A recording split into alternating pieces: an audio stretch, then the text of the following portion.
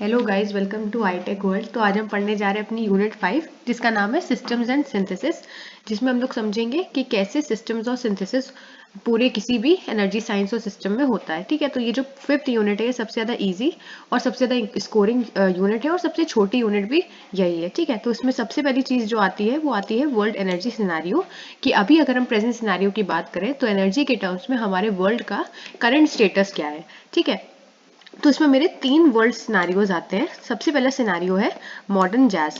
Modern jazz क्या होता है कि इस सिनारियो के अकॉर्डिंग इस सिनारियो ने ये अज्यूम कर रखा है कि जो वर्ल्ड है मेरा वो किस पे रिलाई करेगा अपनी एनर्जी के लिए। मतलब अगर जो वर्ल्ड है उसका जो पूरा एनर्जी है जहाँ से उसको एनर्जी लेनी है वो पूरी एनर्जी वो किस चीज़ पे रिलाई करेगा, वो फॉसिल फ्यूल पे रिलाई करेगा। फॉसिल फ्यूल का एग्जाम्पल क्या हो गया, जैसे कि कोल।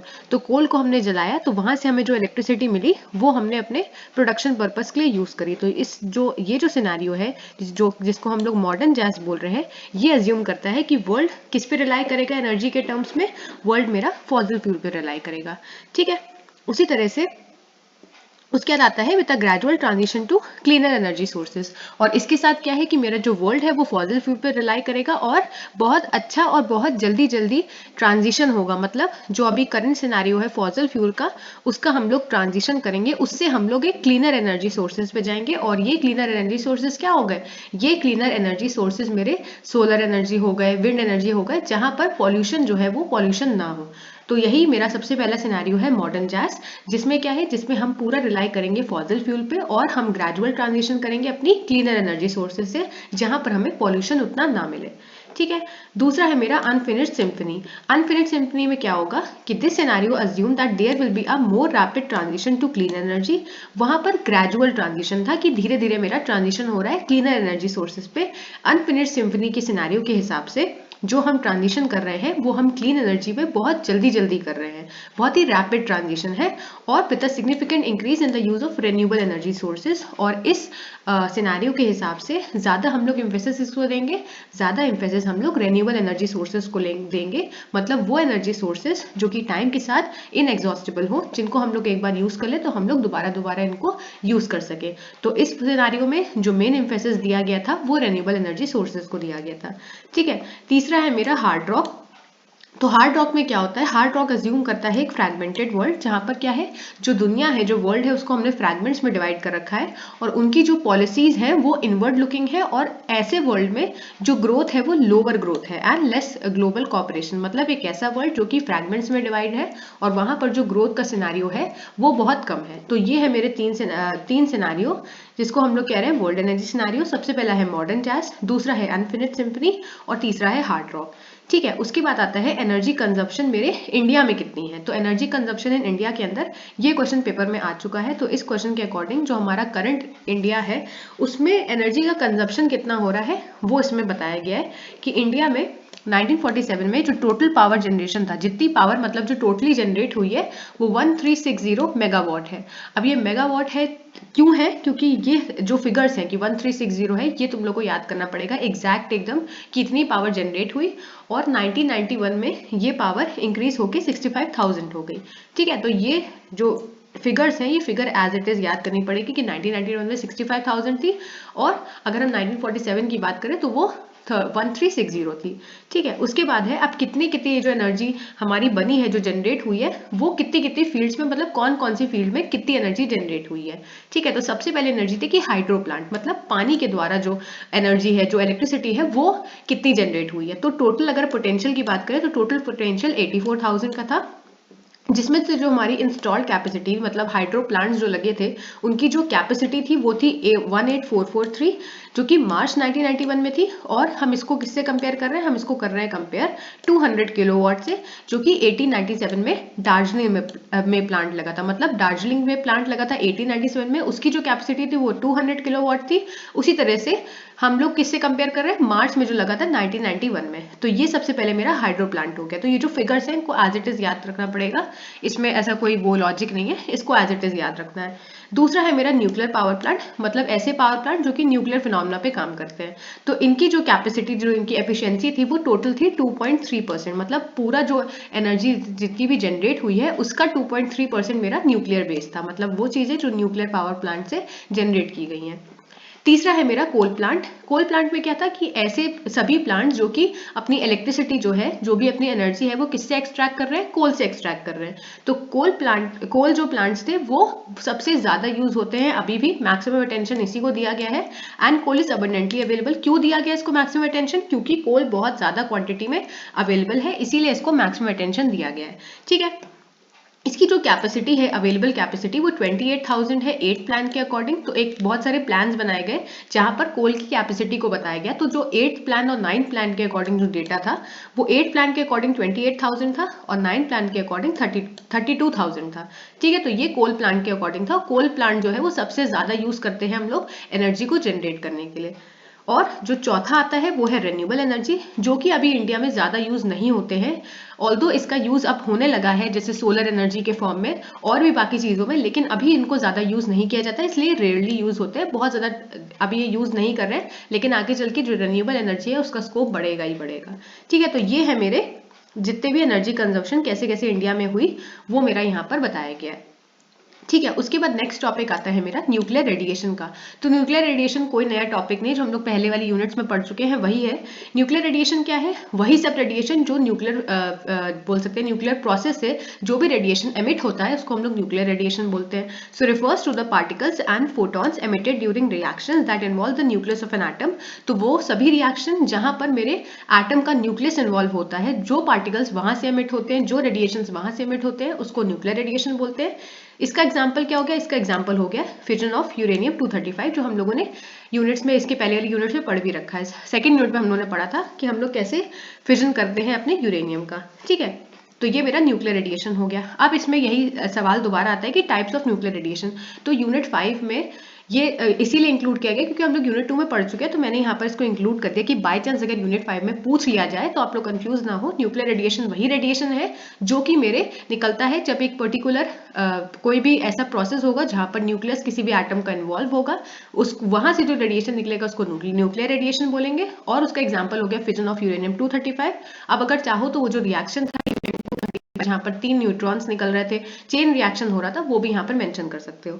उसके बाद ये भी क्वेश्चन हम लोग पढ़ चुके हैं, टाइप्स ऑफ न्यूक्लियर रेडिएशन, जिसके अंदर सबसे पहला था अल्फा रेडिएशन, जो हम लोगों ने वहां पर अल्फा डिके के फॉर्म में पढ़ा था। तो वही चीज यहाँ पर भी है, अल्फा रेडिएशन यहाँ पर मेंशन कर देना, बीटा रेडिएशन मेंशन कर देना। उसका जो रिएक्शन मैंने बताया था कि पेरेंट एटम से कैसे हम लोग डॉटर तक पहुंच रहे हैं और कैसे कैसे उसका एटॉमिक नंबर और मास नंबर में चेंज हो रहा है, वो पूरा रिएक्शन यहाँ पर मेंशन कर देना। और गामा रेडिएशन में तो कोई चेंज होता नहीं, तो उसका भी जो लिख देना कि कोई चेंज नहीं होता, और जो भी इसकी थ्योरी वहां पर थी वो यहाँ पर मेंशन कर सकते हो। तो ये 3 तरह के मेरे न्यूक्लियर रेडिएशन हो गए, alpha radiation, beta radiation, gamma radiation. ठीक है, अब नेक्स्ट जो आता है वो आता है मेरा न्यूक्लियर वेस्ट। अब न्यूक्लियर वेस्ट क्या है? वो वेस्ट या फिर वो बाय प्रोडक्ट जो कि जो पूरा न्यूक्लियर का प्रोसेस है, वो प्रोसेस खत्म होने के बाद जो भी बाय प्रोडक्ट बचते हैं वो मेरे न्यूक्लियर वेस्ट होते हैं। तो radioactive byproduct resulting from fusion, fission, refinement और processing of radioactive material. तो इसमें क्या होगा, जो बाय प्रोडक्ट्स होंगे वो रेडियो एक्टिव होंगे, क्योंकि जो पूरा प्रोसेस है ये रेडियो एक्टिविटी के ही उसमें हो रहा है, टर्म्स में हो रहा है, इसीलिए जो भी बाय प्रोडक्ट बनेंगे वो मेरे रेडियो एक्टिव होंगे। और क्योंकि ये रेडियो एक्टिव होते हैं इसलिए इनका जो प्रॉपर डिस्पोजल है वो होना बहुत ज्यादा जरूरी है, नहीं तो वो ह्यूमंस जो है उनको हार्म पहुंचा सकता है। इसीलिए ये रेडियो एक्टिव बाय प्रोडक्ट्स होते हैं। ये कैसे हमें मिलते हैं? ये बाय प्रोडक्ट्स हमें जो न्यूक्लियर फ्यूजन का प्रोसेस है वहां से मिल सकते हैं, न्यूक्लियर फिजन से मिल सकते हैं, रिफाइनमेंट और या फिर जो प्रोसेसिंग होंगी मेरी रेडियो एक्टिव मटीरियल्स की, वहां से मुझे ये न्यूक्लियर वेस्ट मिल सकता है। ठीक है, अब ये सोर्सेज क्या हो गए न्यूक्लियर वेस्ट के? सबसे पहला तो वही कि न्यूक्लियर जो हम लोगों ने न्यूक्लियर फिजन किया, फ्यूजन किया, वहां से जो हमें वेस्ट मिला वो मेरा न्यूक्लियर वेस्ट का सोर्स हो गया। दूसरा है मेरी न्यूक्लियर फ्यूल साइकिल, जो हमने वहां भी पढ़ी थी, जहां पर हम लोग यूरेनियम ला रहे थे, उसकी रिफाइनिंग कर रहे थे, उसकी माइनिंग मिलिंग कर रहे थे, तो वहां से जो हमें वेस्ट मिलेगा वो भी मेरा सोर्स होता है न्यूक्लियर वेस्ट का, जिसमें सबसे पहला आता है न्यूक्लियर फ्यूल साइकिल। दूसरा है मेरे न्यूक्लियर वेपन्स, तो जो न्यूक्लियर वेपन्स होते हैं वहां पर भी मेरा न्यूक्लियर वेस्ट मिलता है। और न्यूक्लियर वेस्ट की डीकमिशनिंग मतलब डिसमेंटल, जब हम न्यूक्लियर जो वेपन्स होते हैं, ऐसे वेपन्स, ऐसे हथियार जो कि न्यूक्लियर बेस होते हैं, उनका जब हम लोग उनको डिसमेंटल करते हैं, उसको हम खत्म करते हैं, तो वहां से भी जो हमें वेस्ट मिलता है वो न्यूक्लियर वेस्ट होता है। तो ये इसके 2 सोर्सेज हो गए, एक न्यूक्लियर फ्यूल साइकिल और दूसरा न्यूक्लियर वेपन डीकमिशनिंग, जिसको हम लोग डिसमेंटल भी बोलते हैं। ठीक है, उसके बाद आता है मेरा टाइप्स ऑफ न्यूक्लियर वेस्ट, कि न्यूक्लियर वेस्ट कितने टाइप्स के होते हैं। तो सबसे पहला जो न्यूक्लियर वेस्ट का टाइप आता है वो आता है low level waste. Low level waste का मतलब क्या है? लो लेवल वेस्ट का मतलब है कि इसमें सबसे कम मात्रा में रेडियो एक्टिव मटीरियल्स होंगे, मतलब release radioactive type of nuclear waste. मतलब यहाँ पर जितनी भी रेडियो एक्टिविटी का जितना भी परसेंटेज होगा वो बहुत ज़्यादा कम होगा, इसीलिए इसको लो लेवल वेस्ट बोलते हैं। और ये ज़्यादातर हमें कहाँ से मिलता है? ज़्यादातर ये हमें न्यूक्लियर फ्यूल साइकिल से मिलता है, जो कि एक सोर्स है मेरे न्यूक्लियर वेस्ट का। और ये हमें कहाँ पे मिलता है? Consist of clothing, medical tubes, injection needles. तो जिस भी वेस्ट के अंदर ये सब चीजें होंगी वो मेरा लो लेवल वेस्ट के अंदर आएगा, जिसमें कुछ क्लोथिंग के सामान हो सकते हैं, कुछ मेडिकल में जो ट्यूब्स यूज करते हैं वो हो सकते हैं, या फिर जो इंजेक्शन निडल्स होती हैं वो मेरे लो लेवल वेस्ट के अंदर आ गई। दूसरा होता है मेरा इंटरमीडिएट लेवल। अब इंटरमीडिएट क्या होगा? इंटरमीडिएट बोल सकते हैं इंटरमीडिएट एक मिडिल का लेवल हो गया। इसमें क्या होगा कि ये ज्यादा रेडियो एक्टिव होता है लो लेवल से। तो लो लेवल सबसे नीचे लेवल हो गया, उसके ऊपर मेरा इंटरमीडिएट आ गया और उसके ऊपर मेरा हाई लेवल आ गया। तो लो लेवल में सबसे कम मात्रा में रेडियो एक्टिव मटीरियल्स होंगे, इंटरमीडिएट में लो लेवल से ज़्यादा होंगे मेरे रेडियो एक्टिव मटीरियल, और इसीलिए इसको स्पेशल शील्डिंग चाहिए होती है, मतलब एक स्पेशल तरीके से इसको शील्ड करके रखा जाता है ताकि ये जो रेडियो एक्टिव मटीरियल्स है ये बाहर एमिट ना हो सके। और इसमें क्या होता है? Consist of nuclear reactor path, जो हम लोगों ने न्यूक्लियर रिएक्टर पढ़ा था उसके पार्ट्स होंगे इस वेस्ट के अंदर, कुछ केमिकल स्लज होंगे। तो न्यूक्लियर रिएक्टर पार्ट्स और केमिकल स्लज इसका एग्जाम्पल हो गया इंटरमीडिएट लेवल वेस्ट का। उसके बाद आता है हाई लेवल वेस्ट। तो हाई लेवल वेस्ट सबसे ज्यादा most radioactive type of nuclear waste होता है, मतलब इसमें रेडियो एक्टिव मटीरियल्स जो होते हैं वो सबसे ज्यादा होते हैं। इसके अंदर क्या होता है? इसके अंदर फिजन के प्रोडक्ट्स होते हैं और कुछ ट्रांस यूरेनिक एलिमेंट्स होते हैं, मतलब बेसिकली यूरेनियम के कुछ एलिमेंट्स होते हैं और फिजन से जो हमें बाय प्रोडक्ट मिलता है वो मेरे हाई लेवल वेस्ट के अंदर आता है। ठीक है, अब नेक्स्ट टॉपिक आता है मेरा न्यूक्लियर प्रोलिफरेशन। न्यूक्लियर प्रोलिफरेशन क्या होता है कि जो हमारे न्यूक्लियर वेपन्स होते हैं उनको दूसरी कंट्रीज में बेच देना, या दूसरी कंट्रीज को उनको दे देना, या फिर जो टेक्नोलॉजीज यूज हो रही हैं उन न्यूक्लियर वेपन्स को क्रिएट करने के लिए वो दूसरी कंट्रीज को बेच देना। क्यों दे रहे हैं हम लोग? ताकि हम लोग क्या कर सके कि उनको हेल्प कर सके। लेकिन इसमें क्या है कि उन्हीं कंट्रीज को देंगे जिनके पास वो वेपन्स नहीं है। लेकिन इससे क्या होगा? देखो, न्यूक्लियर प्रोलिफरेशन क्या है? It is the spread of nuclear weapons technology to country that do not currently possess them. तो इसमें हम लोग क्या करेंगे? जो न्यूक्लियर वेपन्स हैं, जो न्यूक्लियर हथियार होते हैं, या फिर जो टेक्नोलॉजीज यूज कर रहे हैं हम लोग न्यूक्लियर वेपन्स को क्रिएट करने के लिए, उसको हम लोग स्प्रेड कर देंगे, उसको हम लोग दे देंगे दूसरी कंट्रीज को जिनके पास वो न्यूक्लियर वेपन्स या फिर वो टेक्नोलॉजी नहीं है जिससे वो न्यूक्लियर वेपन्स क्रिएट हो सके। अब इससे कुछ प्रॉब्लम्स अराइज होंगी। जब हम लोग ये न्यूक्लियर वेपन्स का स्प्रेडिंग कर रहे हैं, इनको हम दे रहे हैं दूसरी कंट्रीज को, तो इससे कुछ प्रॉब्लम्स होंगी। सबसे पहले न्यूक्लियर वॉर बढ़ सकता है, क्योंकि जितनी ज्यादा कंट्रीज के पास न्यूक्लियर वेपन्स होगा, जितनी ज्यादा कंट्री के पास न्यूक्लियर चीजें होंगी, वो उतना न्यूक्लियर फिनोमेना को यूज कर पाएंगे और उतना ज्यादा न्यूक्लियर वॉर का रिस्क बढ़ेगा। दूसरा है the risk of nuclear terrorism, और इससे न्यूक्लियर टेररिज्म का भी रिस्क बढ़ता है। तो न्यूक्लियर प्रोलिफरेशन यही है सिंपल से भाषा में, कि न्यूक्लियर वेपन्स जो है या फिर जो टेक्नोलॉजी न्यूक्लियर वेपन्स को क्रिएट करने के लिए यूज हो रही है वो दूसरी कंट्रीज को देना, ताकि वो लोग भी उसका यूज कर सके, और इससे हमारा रिस्क ऑफ न्यूक्लियर वॉर भी हो सकता है और न्यूक्लियर टेररिज्म भी इससे प्रमोट हो सकता है। तो हमें ये चीज नहीं करनी है। न्यूक्लियर प्रोलिफरेशन को हमें क्या करना है? हमें इसको रोकना है। ठीक है, फिर आता है मेरा क्लाइमेट चेंज। अब क्लाइमेट चेंज तो हमारे आसपास हम लोग देख ही रहे हैं आजकल। क्लाइमेट चेंज से क्या मतलब है? क्लाइमेट चेंज का मतलब है जो हमारे आसपास जो टेम्परेचर है उसका बदल जाना अचानक से, या फिर जो वेदर है उसका चेंज होना। जैसे गर्मी में एक ऑप्टिमम टेम्परेचर होता है, लेकिन गर्मी में बहुत ज्यादा गर्मी पड़ना, 50 के आगे बढ़ जाना, इतनी ज्यादा गर्मी पड़ना, या फिर ठंडी में बहुत ज्यादा ठंडी पड़ना। तो ये जो शिफ्ट है टेम्परेचर में और जो वेदर के पैटर्न्स में जो चेंज आ रहा है उसको हम लोग क्लाइमेट चेंज बोलते हैं। तो shift in temperature and weather patterns is climate change. और ये क्यों होता है? ये इसीलिए होता है क्योंकि ह्यूमन की एक्टिविटीज की वजह से, जैसे कि बर्निंग ऑफ फॉसिल फ्यूल। तो जो कोल की बर्निंग है, जो हम लोग फॉसिल फ्यूल का एग्जांपल क्या हो गया? फॉसिल फ्यूल का एग्जांपल हो गया कोल। तो जब हम लोग कोल बर्न करते हैं तो उससे जो पॉल्यूशन क्रिएट होता है, उससे जो भी पॉल्यूशन क्रिएट होगा वो मेरे एटमॉस्फेयर को, वो मेरे क्या करेगा? वो उसको बहुत ज्यादा इफेक्ट करता है। इसीलिए क्लाइमेट चेंज का एक जो एग्जांपल होता है वो ह्यूमन एक्टिविटीज इसका बहुत बड़ा रीजन है, जिसमें सबसे पहला रीजन क्या आ गया? Burning of fossil fuel. दूसरा है मेरी release of green house gases. तो जो भी क्लोरोफ्लोरोकार्बन है मेरे फ्रिज में यूज होते हैं, तो ये क्या करते हैं? ये ग्रीन हाउस गैसेस का रिलीज करते हैं बहुत ज्यादा, और ये क्या करते हैं? ये क्लाइमेट चेंज का दूसरा रीजन बनते हैं। तो ये मेरे कुछ रीजंस हो गए क्लाइमेट चेंज के। अब इसके कॉजेज वही हैं जो मैंने बताए, ग्रीन हाउस गैसेस जो एमिट हो रही हैं वो, फिर डिफॉरेस्टेशन जो पेड़ों को काट रहे हैं आजकल ह्यूमंस, वो इसका दूसरा एग्जाम्पल हो गया, और तीसरा जो हो गया कॉजेज इसमें ह्यूमन एक्टिविटीज जैसे कि बर्निंग ऑफ फॉसिल फ्यूल। तो ये मेरे क्लाइमेट चेंज के एग्जाम्पल्स हो गए, सबसे पहला ग्रीन हाउस गैसेस, फिर डिफॉरेस्टेशन, फिर ह्यूमन एक्टिविटीज।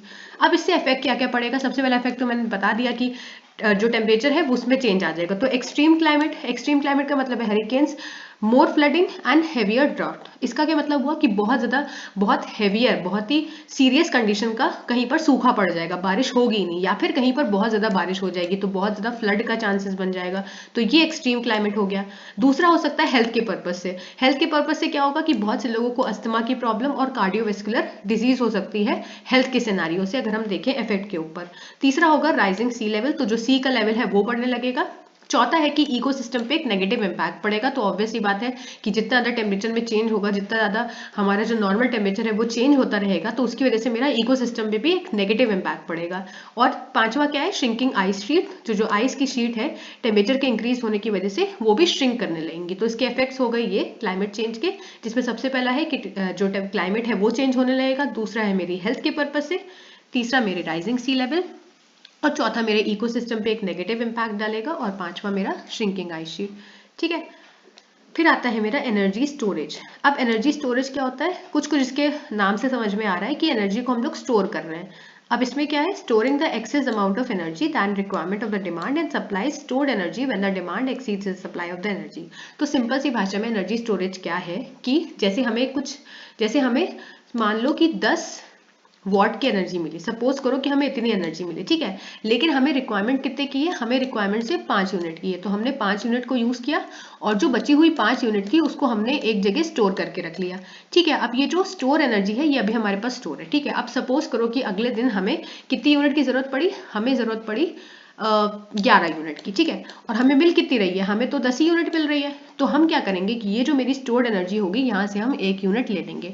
तो एनर्जी स्टोरेज का मतलब यही है कि हम क्या करें कि हम अपनी एक्सेस अमाउंट ऑफ एनर्जी को कहीं पर स्टोर कर ले, जब हमें डिमांड कम हो, और जब हमारी डिमांड बढ़े हमारी सप्लाई से, तब हम वो एक्सेस जो एनर्जी है वहां से हम उसको यूज कर सके। तो यही है मेरी एनर्जी स्टोरेज। और इससे क्या होगा, ये इंश्योर करेगा कि मुझे कॉन्टिन्यूटी ऑफ एनर्जी सप्लाई, मतलब जो एनर्जी है मुझे वो एक कॉन्टिन्यूअस वे में मिलती रहे। तो एनर्जी स्टोरेज सिस्टम का यही एक मतलब है कि हमें एक्सेस अमाउंट ऑफ एनर्जी को हमें स्टोर करके रखना है जब मुझे डिमांड कम हो, और जब मेरी डिमांड ज्यादा हो जाए, मुझे सप्लाई कम मिले एनर्जी की, तब मैं जो स्टोर्ड एनर्जी है इसका मैं यूज करूं, ताकि मुझे जो एनर्जी की सप्लाई है वो कॉन्टिन्यूअस हो सके। ठीक है, फिर आता है मेरा different types of storage system. अब ये जो एनर्जी स्टोरेज सिस्टम है इसमें बहुत सारे टाइप्स आते हैं। इसमें सबसे पहला टाइप जो होता है वो होता है pumped hydro energy storage system. Pumped hydro energy storage system में क्या होता है कि यहाँ पर मेरे 2 रिजर्वायर होते हैं, एक नीचे होता है और एक ऊपर होता है। नीचे वाले को हम लोग लोअर रिजर्वायर कहते हैं, ऊपर वाले को हम लोग अपर रिजर्वायर कहते हैं। ठीक है, तो इसकी ऑपरेटिंग प्रिंसिपल क्या है, ये पोटेंशियल एनर्जी यूज करता है और water keep in a reservoir. तो पानी भरा होता है, ये जो रिजर्वायर है इनमें पानी भरा होगा, और इसका जो प्रिंसिपल है, जो pumped hydro energy storage system का जो मेन प्रिंसिपल है वो क्या है, वो है कि वो पोटेंशियल एनर्जी यूज करेगा जो कि पानी के अंदर है। और वो पानी कहाँ पर है, वो पानी मेरा रिजर्वायर के अंदर है। फिर when the power demand is लो, मतलब जब हमें पावर की जरूरत नहीं है, जब पावर की जरूरत हमें कम है, तो वाटर को हम पंप करेंगे। क्या पंप करेंगे, वाटर को हम पंप करेंगे लोअर से अपर रिजर्वायर पे, मतलब कि यहाँ पर मेरा पानी भरा है। ठीक है, अब ये क्या करेगा कि जब हमें पावर की डिमांड कम होगी, तो ये जो पानी है मेरा ये पंप होके ऊपर वाले अपर रिजर्वायर में चला जाएगा।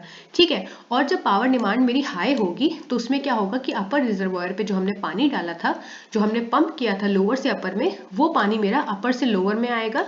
और इससे क्या होगा, जब भी लोअर से अपर में आएगा तो ये मेरे टरबाइन को एक्टिवेट कर देगा। तो बीच में मेरा एक टरबाइन लगा होगा, वो उस टरबाइन को एक्टिवेट कर देगा, वहां से मुझे इलेक्ट्रिसिटी मिल जाएगी। ठीक है, तो pumped hydro energy storage system में यही है। इसको पम्प्ड क्यों बोलते हैं, क्योंकि पानी मेरा लोअर से अपर रिजर्वायर में पम्प्ड हो रहा है। और हाइड्रो क्यों है, क्योंकि यहाँ पर पानी का यूज हुआ है। तो pumped hydro energy storage system क्या है, फिर से बता देती हूँ। इसमें हम लोग जो मेन प्रिंसिपल है वो हम पोटेंशियल एनर्जी यूज करते हैं अपनी पानी की, जो कि एक रिजर्वायर में रखा है। जब मेरी पावर की डिमांड है वो कम है, तो पानी मेरा पंप होता है नीचे से ऊपर वाले रिजर्वायर में, और जब मेरी पावर की डिमांड हाई होती है तो ऊपर वाले रिजर्वायर से पानी नीचे वाले में जाता है, जो कि एक टरबाइन को एक्टिवेट कर देता है।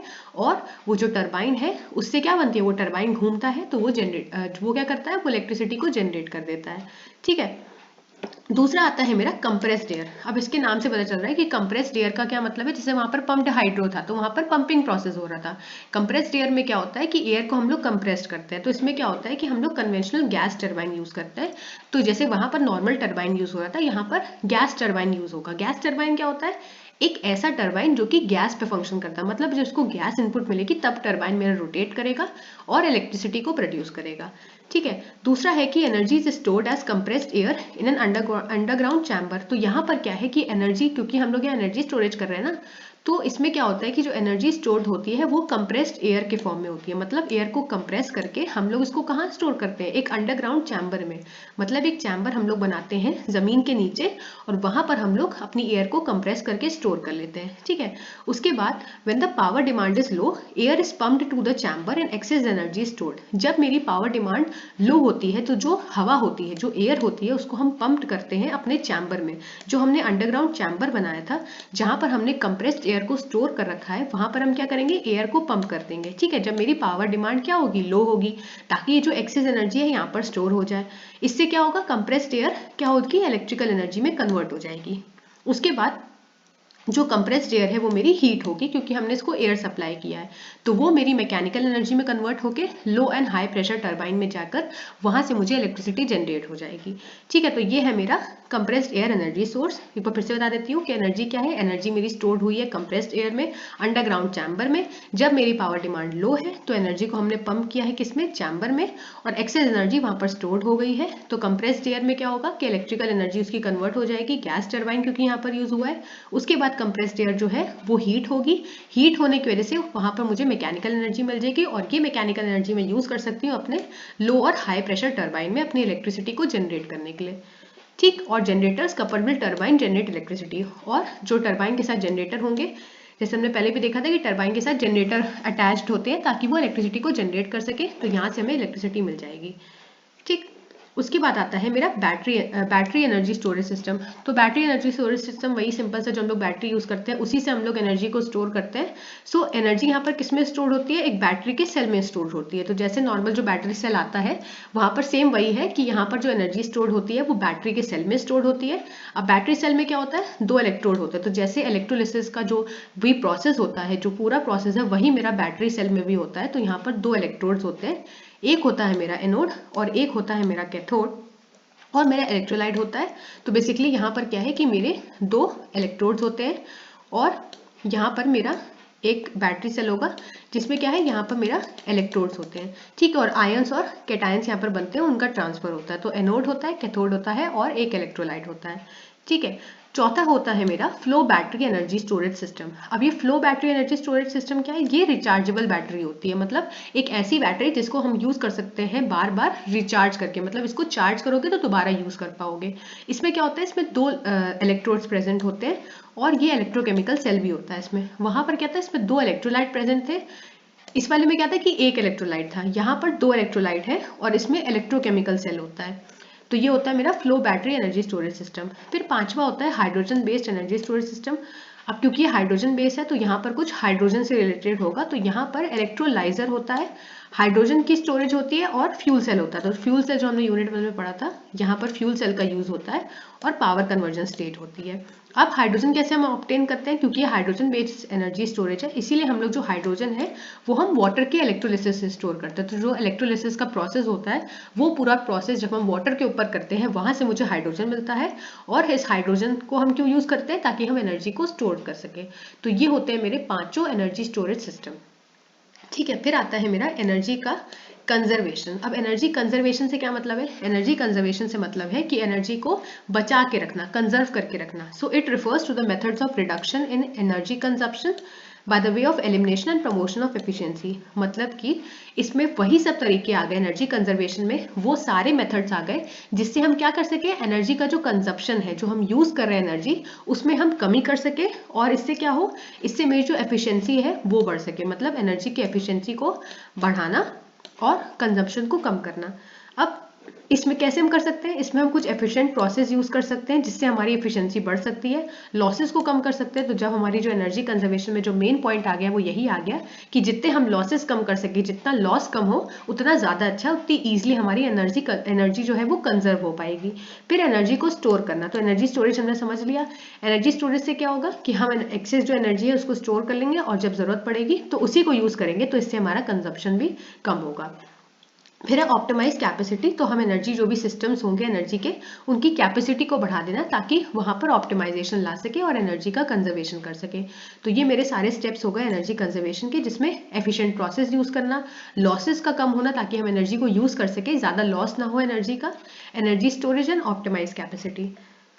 फिर आता है the broad field of engineering dealing with energy efficiency, renewable energy technology which combines knowledge from fields of physics math is called energy engineering. और एक ऐसी फील्ड इंजीनियरिंग की जो कि सभी टॉपिक्स के साथ डील करती है। कौन कौन से टॉपिक्स, कि एनर्जी की एफिशिएंसी को हम कैसे बढ़ा सकते हैं, रिन्यूएबल एनर्जी को हम कैसे एम्प्लॉय कर सकते हैं अपनी एनर्जी के एस्पेक्ट में। ये जो पूरी फील्ड ऑफ एनर्जी होती है इसको हम लोग क्या कहते हैं, एनर्जी इंजीनियरिंग बोलते हैं। ठीक। फिर आता है मेरा ग्रीन एनर्जी। अभी ग्रीन एनर्जी का क्या मतलब है, ऐसी एनर्जी जो ग्रीन कलर की होती है, नहीं, ग्रीन एनर्जी होती है एक ऐसी एनर्जी जो कि क्लीन होती है। क्लीन का मतलब क्या है, क्लीन का मतलब है कि ये कोई पॉल्यूशन क्रिएट नहीं करेगी, कोई भी इन्वायरमेंट को हार्म नहीं पहुंचाएगी। तो ये इसका मतलब क्या है कि रेन्यूएबल एनर्जी होती है। तो रेन्यूएबल एनर्जी हमने देखा था कि रेन्यूएबल एनर्जी क्या है कि कोई पॉल्यूशन क्रिएट नहीं करती है और इसको हम बार बार यूज कर सकते हैं। तो रेन्यूएबल एनर्जी ग्रीन एनर्जी है और कम्स फ्रॉम नेचुरल सोर्सेज। तो ये नेचुरल सोर्सेज से आती है, जैसे कि सन हो गया, वहां से आएगी, या फिर विंड हो गया, रेन हो गया, टाइड हो गए। तो ये सब मेरी क्या है, ये सब मेरी रेन्यूएबल एनर्जी है, जैसे कि sunlight, wind, rain, tides etcetera.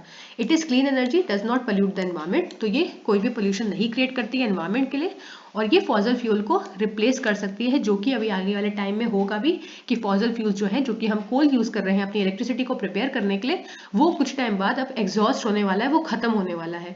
तो अब हमें क्या करना पड़ेगा, हमें रेन्यूएबल एनर्जी सोर्सेज की तरफ ही पढ़ना पड़ेगा जो कि एग्जॉस्ट ना हो। इसीलिए हम लोग रेन्यूएबल एनर्जी सोर्स को ज्यादा इंफेसिस देने लगे हैं अब से। तो ग्रीन एनर्जी ऐसी एनर्जी जो कि रेन्यूएबल एनर्जी हो और वो कोई पोल्यूशन ना क्रिएट कर सके। बेनिफिट्स क्या आ गए, बेनिफिट्स इसके सारी एडवांटेज आ गए कि इन्वायरमेंट फ्रेंडली है। क्यों इन्वायरमेंट फ्रेंडली है, क्योंकि ये किसी तरह का पॉल्यूशन नहीं क्रिएट कर रहा है, रिलायबल है और इसमें मेंटेनेंस बहुत कम चाहिए। तो मैंने बताया था कि कहीं पर भी अगर रिन्यूएबल एनर्जी का क्वेश्चन आ जाए तो यही चीज यहाँ पे मेंशन करना कि इन्वायरमेंट फ्रेंडली है, कोई पोल्यूशन नहीं क्रिएट करता है। इसमें एक और चीज ऐड ऑन कर सकते हो कि ये इनएग्जॉस्टिबल है, इसको हम बार बार यूज कर सकते हैं, रिलायबल है और इसमें मेंटेनेंस कम चाहिए। फिर है ग्रीन बिल्डिंग। अब जहां पर भी ये ग्रीन का वर्ड आ जाएगा तो समझ जाना कि कहीं पर इसमें ऐसी चीजें रिलेट होंगी जो कि इन्वायरमेंट को किसी भी तरह का हार्म ना पहुंचाए। तो ग्रीन बिल्डिंग क्या है, एक ऐसा स्ट्रक्चर, एक ऐसी बिल्डिंग जो कि किसी भी इन्वायरमेंट को हार्म ना पहुंचाती हो। तो a structure that is designed, constructed, operated and maintain in an environmentally responsible and resource efficient manner. तो एक ऐसा स्ट्रक्चर, एक ऐसी बिल्डिंग जो कि हमने डिजाइन किया है या फिर जिसको बनाया गया है एक एनवायरमेंट फ्रेंडली मैनर में। इन्वायरमेंट फ्रेंडली मैनर का मतलब क्या है कि वो इन्वायरमेंट को किसी भी तरह का हार्म नहीं पहुंचा रहा है, किसी भी तरह का नुकसान नहीं पहुंचा रहा है। और रिसोर्स एफिशिएंट मैनर का मतलब है कि जो भी रिसोर्सेज, जो भी चीजें उस बिल्डिंग को कंस्ट्रक्ट करने में, उसको डिजाइन करने में यूज हुई है, वो एक एफिशिएंट मैनर में हुई है। मतलब बहुत ज्यादा चीजें हमने यूज नहीं करी, एफिशिएंटली हमने यूज करी है कि जितनी चीजों की जरूरत है उतनी ही चीजें यूज की है। उसके बाद है it reduces negative impact and create positive impact on climate and environment. तो क्योंकि ये ग्रीन बिल्डिंग है तो ग्रीन बिल्डिंग का मतलब ये है कि ये पॉल्यूशन क्रिएट नहीं करेगी, और अगर ये पॉल्यूशन क्रिएट नहीं करेगी तो ये एक नेगेटिव इम्पैक्ट को कम करेगी हमारे एनवायरमेंट पे और एक पॉजिटिव इम्पैक्ट को लाएगी हमारे क्लाइमेट पे भी और एनवायरमेंट में भी। तो ये एक अच्छा ऑल्टरनेटिव है हमारे क्लाइमेट चेंज को रोकने के लिए और एनवायरमेंट को प्रोटेक्ट करने के लिए। अब एक ग्रीन बिल्डिंग के फीचर्स क्या होंगे, तो ग्रीन बिल्डिंग के फीचर्स होते हैं एनर्जी एफिशिएंसी। एनर्जी एफिशिएंसी का मतलब क्या है कि जो भी एफिशिएंसी होगी, एनर्जी हमें एफिशिएंटली यूज करनी है, एनर्जी का जो भी कंजप्शन होगा वो हमें कम से कम रखना है और एनर्जी की जो एफिशिएंसी है वो हमें बढ़ाते रहना है। फिर दूसरा है मेरा वाटर कंजर्वेशन, मतलब हमें वाटर को भी कंजर्व करके चलना है, बहुत ज्यादा वाटर नहीं यूज करना है, वाटर उतना ही यूज करना है जितनी नीड हो, इरेगुलर और गलत यूज में हमें नहीं लेना है वाटर को। फिर है तीसरा है इनडोर एयर क्वालिटी। तो जो भी ग्रीन बिल्डिंग, जो भी स्ट्रक्चर होगा उसमें जो अंदर एयर होगी उसकी क्वालिटी क्या होनी चाहिए, उसकी क्वालिटी अच्छी होनी चाहिए ताकि वहां पर जो भी लोग रह रहे हैं उनको कोई भी हार्म ना पहुंचे और इन्वायरमेंट भी सही रहे। चौथा है साइट सिलेक्शन। इसका क्या मतलब है, साइट सिलेक्शन का मतलब है कि जो साइट हम लोग यूज कर रहे हैं अपनी ग्रीन बिल्डिंग को कंस्ट्रक्ट करने के लिए वो सही होनी चाहिए, वहां पर एक्सेस होनी चाहिए पब्लिक ट्रांसपोर्ट की। तो जो भी हम साइट यूज कर रहे हैं अपनी ग्रीन बिल्डिंग को डिजाइन करने के लिए, वहां पर पब्लिक ट्रांसपोर्ट की फैसिलिटी भी होनी चाहिए। तो ग्रीन बिल्डिंग इस मुझे लगता है कि इस जो भी यूनिट है इसमें ग्रीन बिल्डिंग इंपॉर्टेंट है और इसके फीचर्स भी इंपॉर्टेंट है कि ग्रीन बिल्डिंग के अंदर क्या क्या फीचर्स होने चाहिए। तो सबसे पहला है कि एनर्जी एफिशिएंसी होनी चाहिए, कि वहां पर ग्रीन बिल्डिंग के अंदर जो भी हम एनर्जी यूज कर रहे हैं उसको हम एफिशिएंटली यूज करें। वाटर कंजर्वेशन होना चाहिए, इंडोर एयर क्वालिटी और साइट सिलेक्शन। फिर आता है मेरा ग्रीन आर्किटेक्चर। तो ग्रीन आर्किटेक्चर क्या है, वही मैंने बता दिया कि ग्रीन जहां पर भी यूज होगा वो रिन्यूएबल एनर्जी से कंसर्न में होगा। तो ग्रीन आर्किटेक्चर क्या है, एक sustainable method of green building design.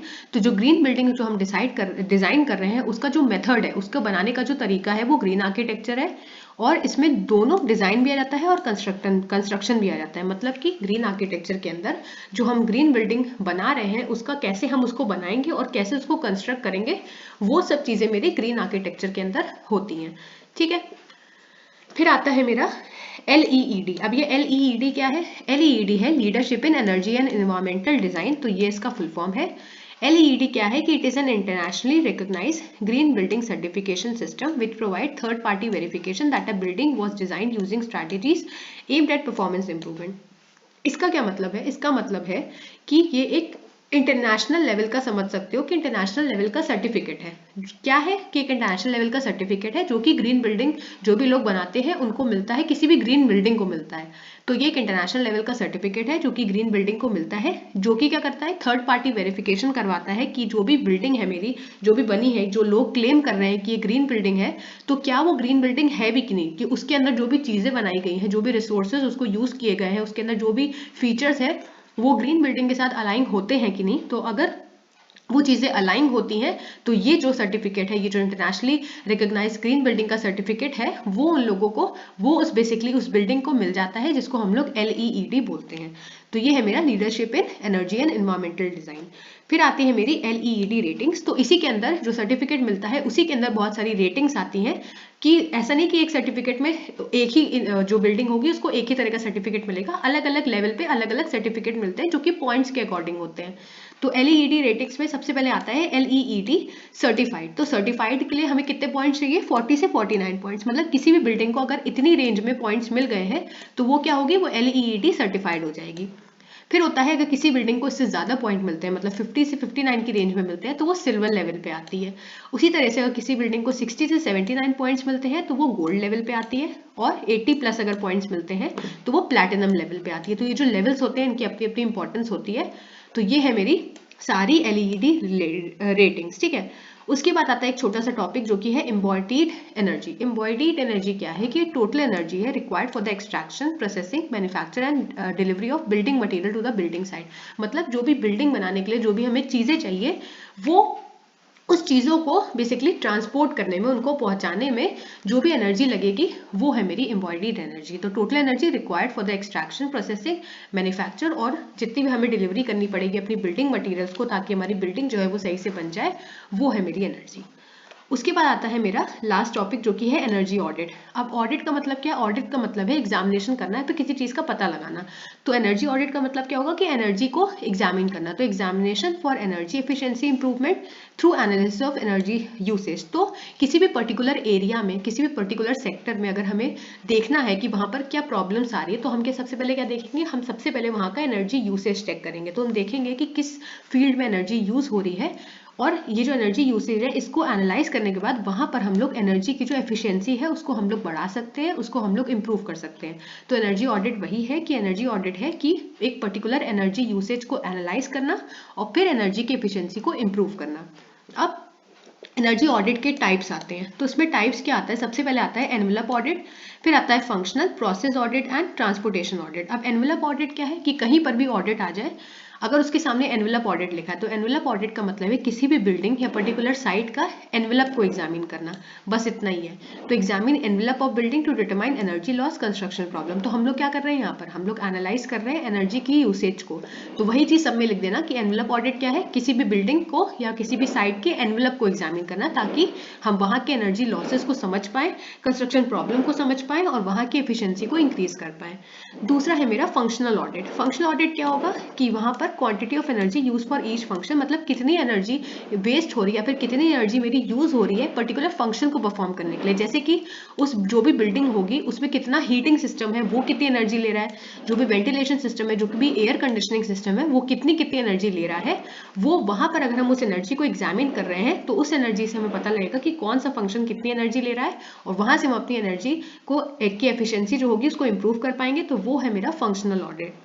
तीसरा है मेरा प्रोसेस ऑडिट। तो प्रोसेस ऑडिट में हम देखेंगे कि पर्टिकुलर प्रोसेस कितनी एनर्जी ले रहा है, वहां से हो गया प्रोसेस ऑडिट। और ट्रांसपोर्टेशन ऑडिट में हम देखेंगे कि जो भी हमें ट्रांसपोर्टेशन की चीजें करनी होंगी वहां से वो कितनी एनर्जी ले रहा है, तो वो है मेरी ट्रांसपोर्टेशन ऑडिट। तो ये है मेरी 4 तरह की audit, envelope, functional, process and transportation. तो इस तरह से मेरी यूनिट 5 भी खत्म होती है। आई होप आप लोग को अच्छी लगी होगी। All the very best.